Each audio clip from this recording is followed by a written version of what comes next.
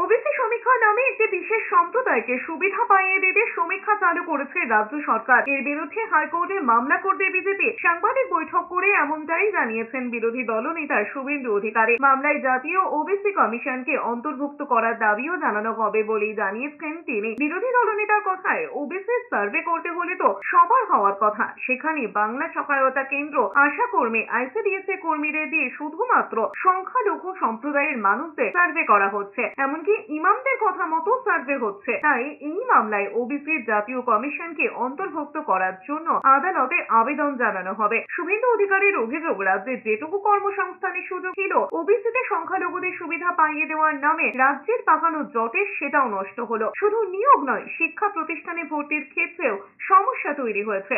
এর ফলে সংখ্যাগুরু ওবিসিরা আরো ধ্বংসের পথে বলেও দাবি বিরোধী দলনেতার। তিনি জানান, রামনবমীর পর রাজ্য জুড়ে হিন্দু ওবিসিদের বাঁচাও কর্মসূচি পালন করা হবে।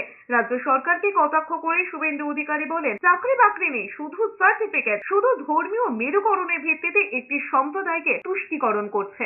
শুধুমাত্র ভোট ব্যাংকের পলিটিক্সের স্বার্থে মূল ওবিসি তালিকায় না থাকা প্রায় নতুন করে 113টি জনগোষ্ঠীকে ধাপে ধাপে ধাপে সিপিএম শুরু করেছিল অল্প কিছু দিয়ে, তারপরে ইনি এসে এটা 113তে নিয়ে গেছেন, যার মধ্যে মাত্র 4টি হিন্দু জনগোষ্ঠী, 109টি মুসলিম জনগোষ্ঠী, যারা মূল ওবিসি তালিকায় নেই।